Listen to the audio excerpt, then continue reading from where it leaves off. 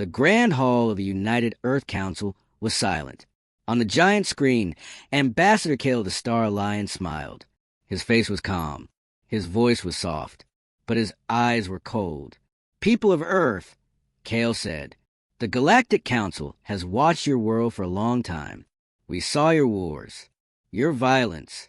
Your history is written in blood. But we are not cruel. We offer you peace. Lay down your weapons. Join our union. Accept our rules. This is your only path to peace." The camera showed the human leaders. They did not look happy. They did not look scared. They looked ready.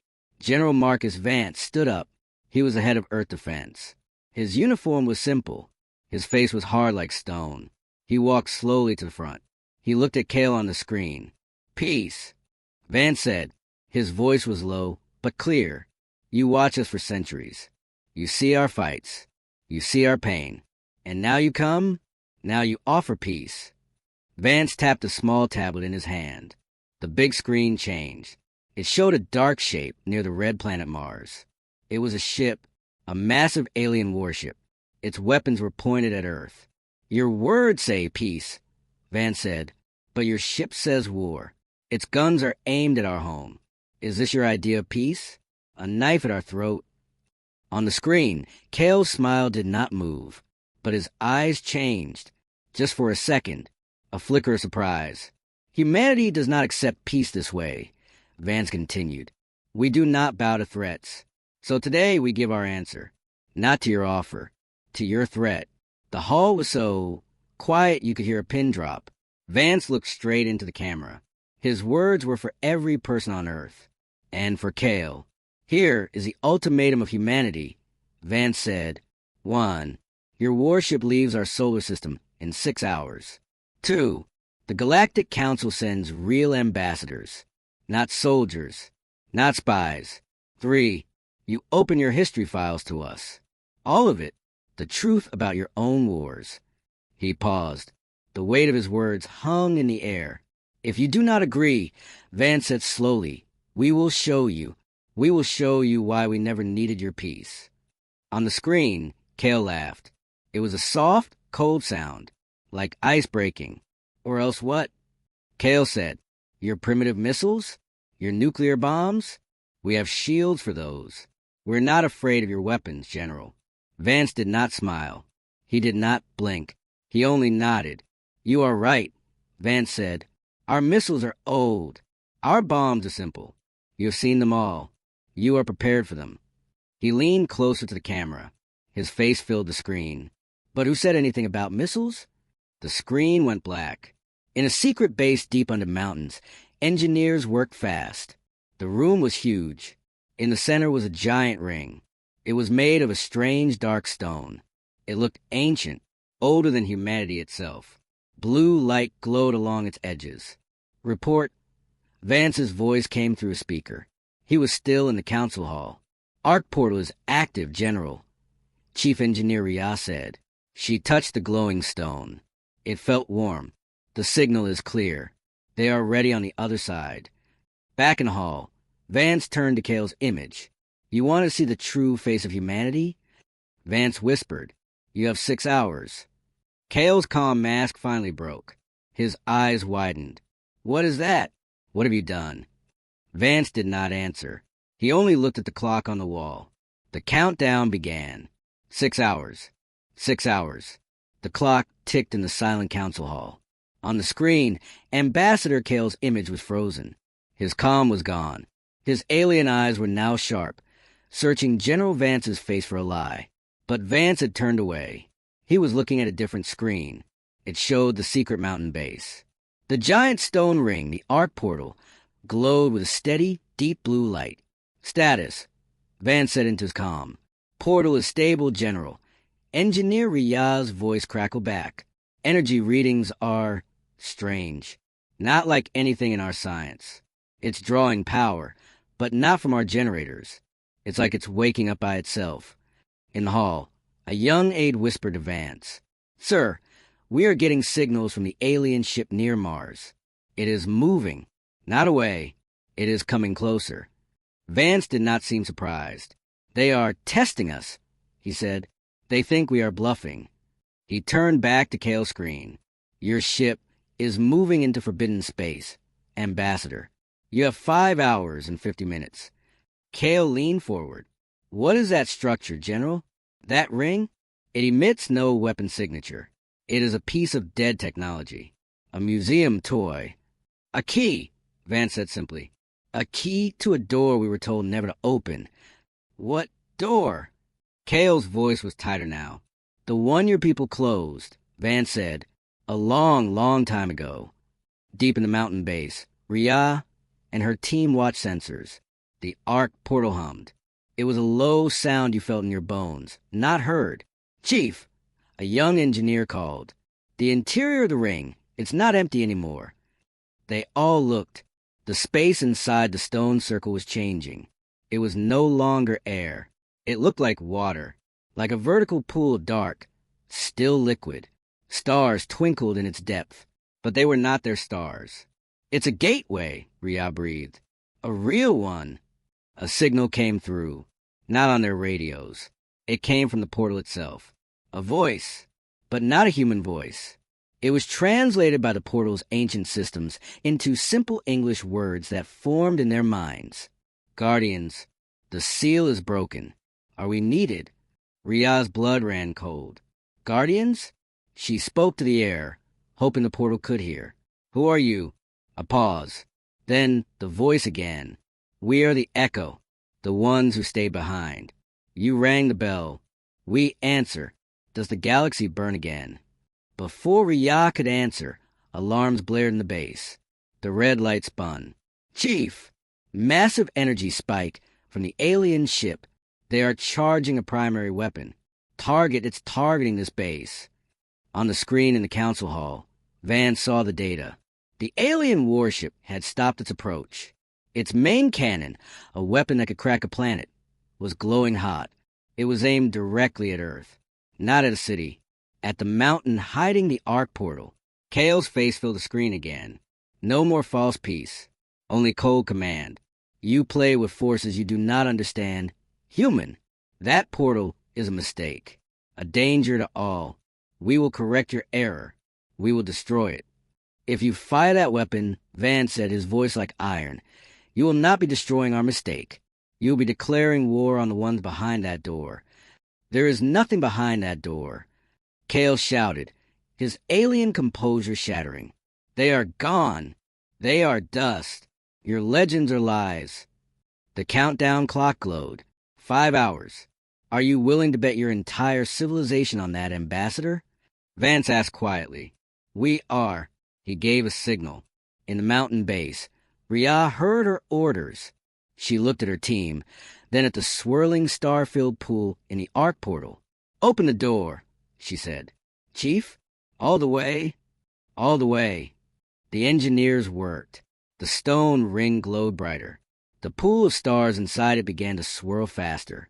The voice returned, stronger now. We feel the targeting laser. The old enemy's mark. The galaxy does burn. We are coming. From the portal, a light burst forth. Not a weapon beam. A signal. A pulse of pure energy that shot up to the mountain, through the sky, and out into space. A beacon. On every screen. Across Earth and on the alien warship, a new object appeared on sensors. It was not coming from Earth. It was coming from a point in space near Jupiter. A point that was empty a second ago. Something enormous was dropping out a hidden jump point. Something that made the alien warship look small. Kale saw it. His 4 eyes went wide with an emotion humans had never seen on his face before. Pure, undiluted fear. The signal from Earth's arc portal shot into space, like a silent scream. It traveled fast. It reached the empty point near Jupiter. Space there twisted. It bent like a sheet of paper pushed by a finger. Then it ripped open. What came out was not a ship. It was a mountain of dark metal and old stone. It had no smooth lines. It looked ancient, broken, and powerful. Weapons they did not understand hung from its sides like old teeth. It was bigger than any city. It blocked the light from the sun. On the alien warship near Mars, panic erupted. Their sensors screamed warnings. Their computers showed power levels they had never seen. The captain shouted orders to turn their weapon away from Earth. But it was too late. The giant object near Jupiter moved. It did not turn. A part of its front simply glowed red. A thin red line shot across space. It touched the alien warship's main cannon for 1 second. The cannon did not explode. It turned gray. Then it crumbled into dust like sand, floating away into the dark. Silence. On Earth, in the council hall, General Vance watched. He did not smile. He knew this was not victory. This was just a warning shot. Ambassador Kale was back on screen. His face was pale. His 4 hands were shaking. "What have you done?" he whispered. "You called them. You woke the echo." "You gave us no choice," Vance said. "You came with a weapon pointed at our heart. We showed you we have a bigger heart." From the giant ship near Jupiter, a new signal came. It was not on radio. It was a voice that played in every mind on Earth and on the alien ship. It was the same voice from the portal. Calm, old, tired. We are the Echo, the last memory of the First War. Who fires the guns of the enemy? Who points weapons at the Guardians' home? The alien warship sent a frantic message. We did not know. The Guardians were gone. The humans are not the Guardians. They are primitive. They are violent. The voice from the Echo ship answered. We see their hearts. We feel their fear. And we see your gun. The humans are our children. You point a gun at our children. The word children hung in the air. Vance looked at his own hands. Children? What did that mean? Kale was desperate. Echo, listen. The humans are dangerous. They will destroy the peace. They are not like you. You are right. The Echo voice said. They're not like us. We failed. We made a galaxy of rules and silence. They feel. They fight. They protect. They are what we should have been. A new light came from the Echo ship.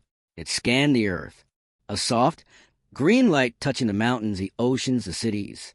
They kept the key safe. They called for help, not for conquest, for defense. This is a Guardian's way. Kale slammed his hands on his console.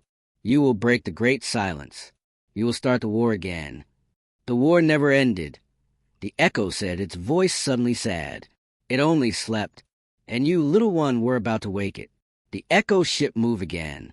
It turned slowly toward the alien warship. Its many old weapons glowed with different colors. Leave the solar system. Tell your Council of the Guardians are not gone. Tell them humanity is under our protection. And tell them the Echo remembers everything. The alien warship did not argue. Its engines glowed bright. It turned and shot away toward deep space, faster than it had ever moved before. On Earth, people cheered. But in the council hall, Vance felt cold.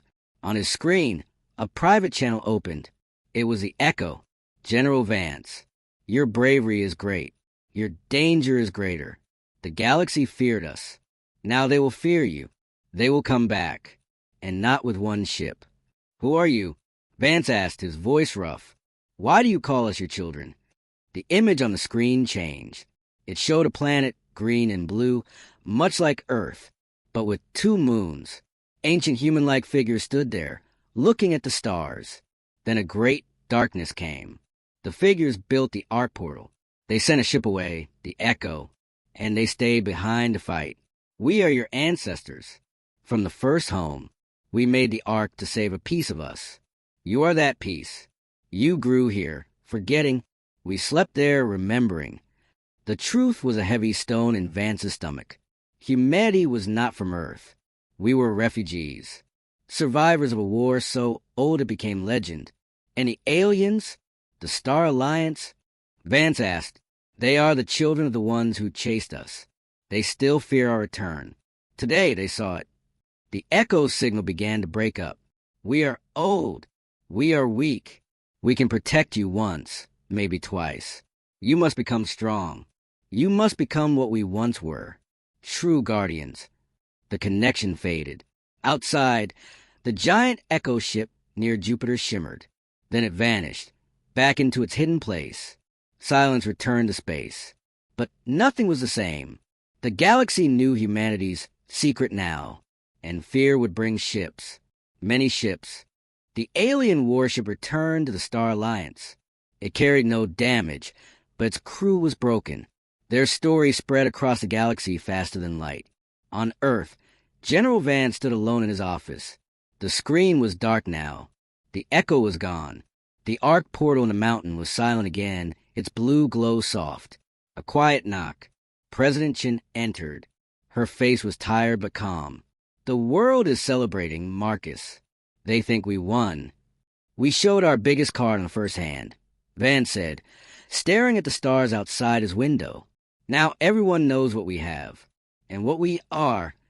What are we, General? She asked softly. Targets. Across the galaxy, on the gleaming ring world of the Galactic Council, 7 ambassadors met. They were not like Kale. They were older.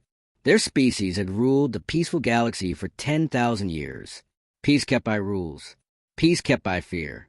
Ambassador Kale stood before them, his head low. The leader, Elder Enwar, a being of light and crystal, spoke. His voice was like wind chimes, but cold. You pointed a weapon at their world. After we ordered only observation.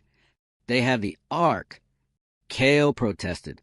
They woke the echo. The legends are true. Silence filled the grand room. The other ambassadors looked at each other. Fear passed between them like a virus. The echo is weak, said Ambassador Gore, a thick-skinned warrior from a heavy-gravity world. One old ship. We have 1,000 warships. And what did that one old ship do to your strongest cannon? NYR asked quietly. Gore looked away. The humans are the key, whispered Ambassador Vex, a slender, insect-like creature. The Echo protects them because they're the last of the Guardians. If we remove the humans, the Echo has no reason to fight. They will sleep again. A clean solution, Gore agreed. A swift strike, before they become strong. Elder NYR's light dimmed in thought. The humans are not primitive. They tricked Kale. They forced a meeting with the Echo. They have cleverness. That is more dangerous than any cannon. So we vote. Vex asked, her 4 hands moving nervously. Not yet, NYR said. First, we look, we send the observers. The silent ones. Let us see what humanity does with its new knowledge. Do they build weapons? Do they seek allies? Or do they hide? The vote was agreed. They would watch. And wait. On Earth, the celebration ended fast. Vance and President Chin spoke to the people. They told a simple truth. We are not alone. We never were. We come from the stars. And the stars are coming back for us. Not with open hands. With closed fists. They did not hide the truth. They showed the images from the Echo, the ancient homeworld, the war, the escape. The world watched in silence. Then Vance announced Project Guardian. It was not a weapon. It was a school. The best engineers, soldiers, pilots, and thinkers were called. Not to a military base. To the mountain with the arc portal. We will not build a new cannon, Vance told them. The Echo showed us their technology turns to dust after 10,000 years. We must build something that lasts. We must understand why the Guardians fought. Not how. The portal was their teacher. When touched, it showed images, ideas, feelings. It taught them about the old enemy, a force that consumed stars, that hated all life that was free. A young engineer, Eris, found something strange. A signal buried in the portal's memory. A signal that was not from the Guardians, and not from the enemy. It was a distress call, very old, but still active. It came from a dark zone of space, a place the Galactic Council had marked forbidden. Eris showed Vance. It's a loop, a message on repeat for 12,000 years. What does it say? Vance asked. Eris played it. A voice, weak and full of static, translated by the portal. If anyone hears, we are trapped, the cage is breaking, they are not gone, they are sleeping, help us before they wake. The message ended. Then it repeated. Vance felt a new kind of cold. The old enemy was not destroyed. They were sleeping, and someone was trapped with them. The Galactic Council feared the Echo, but they feared something else more. Something in that dark zone. And now, Humanity had heard its cry for help. The message played again in the silent mountain room. If anyone hears, we are trapped. The cage is breaking. They are not gone. They are sleeping. Help us before they wake. Engineer Eris looked at General Vance. The signal is 12,000 years old, but it is still broadcasting. The power source, it should be dead, but it's not. Vance stared at the star map. The signal came from the Serpent's Maw, a dark cloud in space. No stars, no planets. The Galactic Council's records called it empty, a graveyard. Why is it forbidden? Eris asked. Because a new voice said from the door. President Chen walked in. Her face was grim. Our new friends in the Star Alliance sent a data packet. A warning. They detected us scanning the Maw. She placed a small device on the table. A hologram sprang up. It was Elder NYR, the crystal leader of the council. General Vance, NYR's wind chime voice said, "You found the signal. This is our only warning. Do not listen. Do not go. That signal is a trap. It is not a cry for help. It is a dinner bell." The hologram showed ancient images. A beautiful ship, like a silver bird, flying into the dark cloud. Then static. Then nothing. The last song, President Chen said. That was the ship's name. An exploration vessel from the Guardian's time. It went in. It never came out. The echo itself sealed the Maw after that. They called it a cage. For what? Vance asked. For the thing that ended the First War. Chen said. The old enemy. Not their ships. Not their soldiers. Their source. The echo and the Guardians could not destroy it. They could only trap it. Sleep it. That signal is its heartbeat. And it is getting stronger. Eris pointed at their screen. The message is changing. They listened. The same weak voice. But the last word was different. Help us before they wake soon. The word soon was new. It was not in the earlier recordings. The cage is breaking, Vance whispered. That's what the message said. The Galactic Council isn't afraid of us. They are afraid of that. They want us to be quiet, to not poke the sleeping beast. And if we don't listen to them? Eris asked. Then they might decide we are the bigger threat, Chen said. And they will send their 1,000 warships here to silence us before we wake the real enemy. A heavy choice sat in the room. Option 1. Listen to the Council. Ignore the signal. Hide. Try to build peace with those who fear them. Option 2. Answer the call. Go into the dark. Risk waking an ancient horror. Risk becoming the enemy of the whole galaxy. Vance looked at the arc portal. Its blue glow pulsed slowly, like a sleeping heart. It was a bridge to the past. But the signal was a path to the future. He made his decision. Prepare a ship, Vance said. General? Chen asked, her eyes wide. We are not guardians because we hide, he said. We are guardians because we protect. If something is trapped in there with that thing, we have a duty to try. And if the cage is breaking, the whole galaxy needs to know, even if they hate us for it. He turned to Eris. Can we send a reply? Just one word. Yes, sir. But what word? Vance looked at the star map, at the dark spot called the Serpent's Maw. Tell them, hold on. Across the galaxy, on the Council ring world, alarms sounded. Elder NYR received the report. His light flickered with anger and fear. The humans, they sent a reply to the Maw. They are engaging. Ambassador Gore stood, his heavy fists clenched. Fools! They will wake it. I told you we should have crushed them.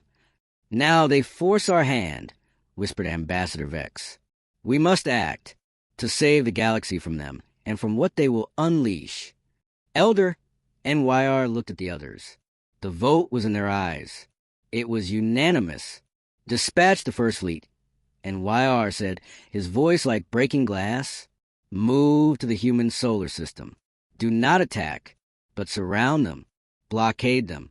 If a single human ship tries to leave the Maw, destroy it. On Earth, Van stood on a launch platform. The ship was small and fast. Its name was painted on the side. The last song, too. He looked at the crew, Eris and 4 volunteers. Their faces were young, but their eyes were old with understanding. You know the mission, Vance said, "Go to the maw. Find the truth. Send it back. Nothing else matters." Eris nodded. "We will, sir." As the ship's engines fired, a new alert came to Vance's wrist. "Sir, long-range sensors. Multiple jump signatures at the edge of our solar system. Dozens, no, hundreds of ships. The Galactic Council fleet, they are here." Vance looked up as the last Song 2 shot into the sky. It became a speck of light, heading for the stars. Then he looked at the data screen. A ring of alien warships now surrounded his home, a wall of silent metal. His ship was on its way to an ancient terror. His planet was under siege by a modern one. The small ship, the last Song 2, flew into the dark. Behind them, the blue of Earth grew distant. Ahead, only the black cloud of the Serpent's Maw. Inside, Engineer Eris watched the sensors. They showed nothing. No stars. No light. Just empty, hungry dark. Pilot Leo's hands were steady on the controls. "Com, check to Earth." Static was their only reply. The Galactic Council's fleet was blocking all signals. They were alone. "Remember the mission," Eris said to the crew. "Find the source of the signal. Record everything. Then get the data back. However we can." The ship shuddered as it hit the edge of the dark cloud. It was not gas. It was something else. A silence so deep it felt heavy. Their ship light seemed weak, swallowed by the dark. "Help us before they wake, soon." The signal was stronger here. Clear. A voice tired and scared, speaking perfect English made by their translator. "It's guiding us," Leo said, "drawing us in." They flew deeper. The darkness outside their windows became thick, like ink. Then shapes began to form. Not rocks, not ships, cages. Giant, broken cages of black metal, floating in the dark. Big enough to hold moons. And they were all empty. Their doors were torn open from the inside. What were they holding? Whispered one of the crew, Maya. Eris felt cold. The old enemy. A light flashed ahead. A small, silver It was a ship. Ancient, like from the Echo's memory. Its hull was torn, but a single light blinked on its side. The last Song. The original ship. It was here, trapped for 12,000 years. And the signal was coming from it. Life signs. Leo asked. "One," Maya said, her voice shaking. "Very weak. One humanoid life sign on that ship." They docked, the connection tube sealed with a hiss. The air was cold and old. They stepped onto the ancient ship. The halls were dark. Screens were dead. But in one room, a soft light glowed. A man sat in a chair. He was not old. He looked young. He wore a simple suit from another time. Before him, a machine pulsed with light, the source of the signal. He looked up. His eyes were clear. He smiled, but it was a sad smile. "You came," he said. His voice was the one from the signal.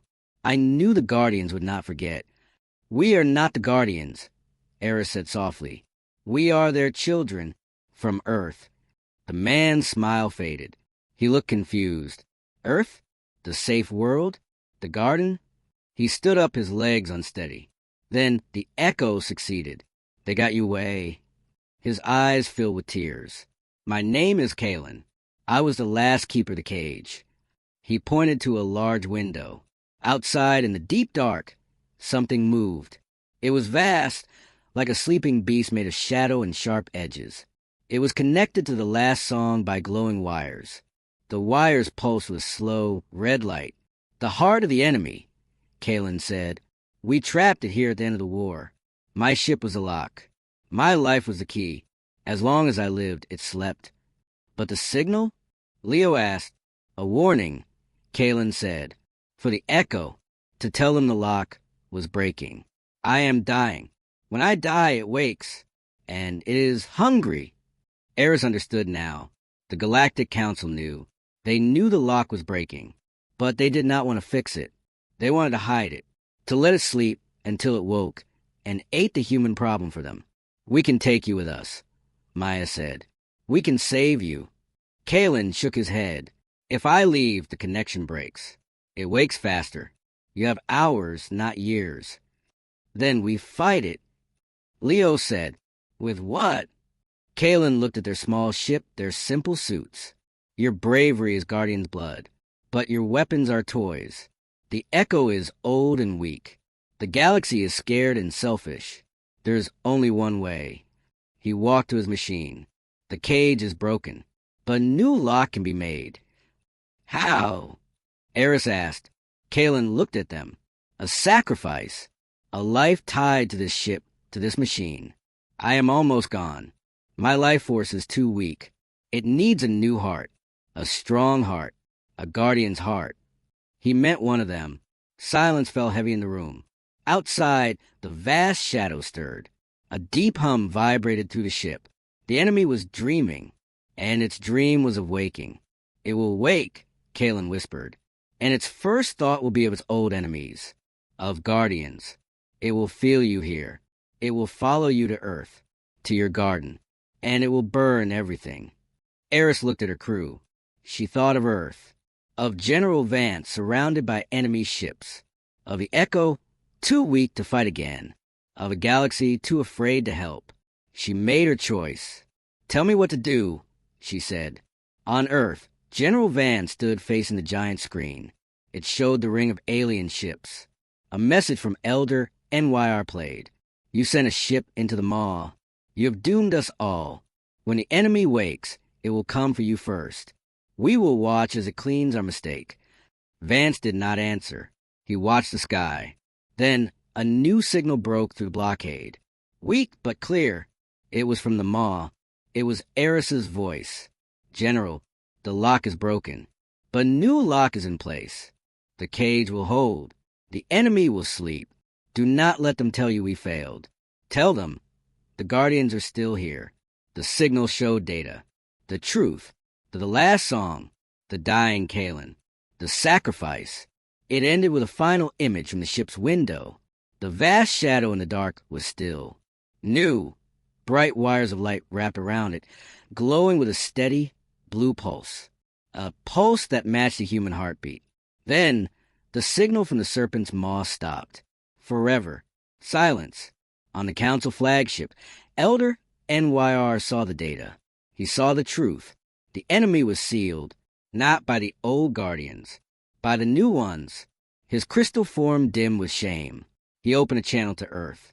General Vance. NYR's voice was quiet. Your ship, your people. Our Guardians, Vance finished, his voice hard. You were so afraid of the old monster. You became a new one. You surrounded our home. You would have let us die. A long pause. The blockade is ended. NYR said, the First Fleet is withdrawing. The Galactic Council, we wish to talk.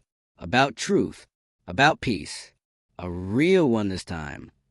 Vance looked at the stars where the last song too had flown, and where it now rested forever. We will talk, he said, but not because you allow it, because we earned it. The alien ships turned. One by one, they jump away. Earth was free, but in a dark corner of the galaxy, in a silent cage, a new lock glowed. A lock made not of fear, but a sacrifice, a promise. Humanity was home, and the galaxy would never look at them the same way again. The alien fleet was gone. Earth's skies were clear again, but the silence in the United Earth Council Hall was heavier than before. General Vance stood before the world leaders. On the screen behind him was the last image from the last song, too, the blue pulse of light wrapping around the ancient shadow in the dark. They are not coming back, Vance said, his voice flat. Eris, Leo, Maya, they're the new lock. They gave us this chance. Now, we must decide what to do with it. President Chin stood. The Galactic Council has asked for talks. Real talks. They have invited us to their ring world. A trap? Someone asked. Maybe, Vance said, but Eris sent them the truth. They saw what our people did, what we are willing to do. They are not afraid of us anymore. I think they are afraid of what they almost did. Across the galaxy, the ring world of the Galactic Council shone like a silver bracelet. In its central chamber, the 7 ambassadors waited. Elder NYR stood by a window, looking at the stars. His light was dim. The data from the serpent's maw played in his mind. A human woman, offering her life to recage a terror his people had only run from. Ambassador, Gore broke the silence. They will come here. With what? One old story. It is not a story, Ambassador Vex whispered, her insect hands trembling slightly. It is a fact. They did what we could not. They faced the heart, and they did not fire a single shot. They died, Gore said. They chose, and YR corrected, his voice like soft chimes. There is a difference. When we have forgotten, the doors opened. General Vance walked in. He wore a simple uniform. No weapons. With him was Dr. Riyah, the engineer who had first activated the arc portal. They were alone. You came with only 2, and YR observed. You have 1,000 warships, Vance replied. If you wanted us dead, numbers would not matter. A faint light of respect glimmered in NYR's crystal form. Let's speak plainly. Your people have done a great thing, a brave thing, but bravery is not peace. The galaxy is unbalanced. Your existence, your power, changes everything. Dr. Riyah stepped forward. We do not want to change you. We did not ask for any of this. We were happy on our garden world. But you brought the knife to our throat. We showed you we could take it away. And now you have the Echo, Vex said. The Echo is old, Riyah said. It is tired. It called us children. It does not want to rule. It wants to rest. But it will not rest until it knows we are safe. NYR moved closer. And how do we make you safe? By giving you a seat on this council? By sharing our technology? You will grow powerful. And power breeds fear. Vance shook his head. You think like conquerors. We are not conquerors. We are guardians. Eris proved that. She did not take. She gave. He placed a small device on the table. It projected a star map. We do not want your seat. We do not want your warships. We want only one thing. What? Gore asked, suspicious. The serpent's maw, Vance said. The room went still. You want the Forbidden Zone? Vex whispered. We want to protect it, Riyah clarified. We will station a small team there. Not with weapons. With scientists. To watch the lock. To make sure it never breaks again. To honor our people who sleep there. NYR's light pulsed slowly. You would bury your best in that dark place? For what? A promise. For responsibility, Vance said.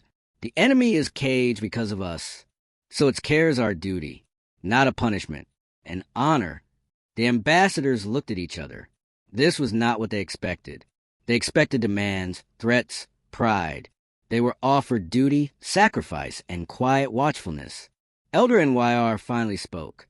There's an old law from the time of the First War. He who guards the dark speaks of the light. It has not been invoked in 10,000 years. He turned to the others. If humanity takes the watch of the maw, they take the highest station in the galaxy, not of power, of trust. They become the keepers of our deepest fear. And in doing so, they become our deepest protectors. Gore looked angry, but even he could not argue. The law was ancient, sacred. Do you accept this, General Vance? NYR asked. Vance thought of Eris, floating in the dark. He thought of Earth, blue and green, finally safe. We accept. One cycle later, a small human station floated at the edge of the serpent's maw. It was called the Vigil. Inside, a crew of volunteers watched the silent lock. They sent a simple message back to Earth and to the Council every day. All is quiet. The lock holds. We remember. On the ring world, a new seat was placed in the Council chamber. It was made of earthstone and metal from the last song, too. It was always empty, but it was always respected. Humanity did not rule the galaxy. They guarded its worst nightmare. And in doing so, they earned a peace stronger than any weapon. General Vance stood on a balcony on Earth, looking at the stars. Dr. Riyad joined him. They call us heroes, she said. We are not, Vance said. The heroes are in the dark, keeping the light safe. We are just their echo. And far away, in the silent maw, the blue pulse glowed steadily. A heartbeat in the void, a promise kept, a watch that would never end.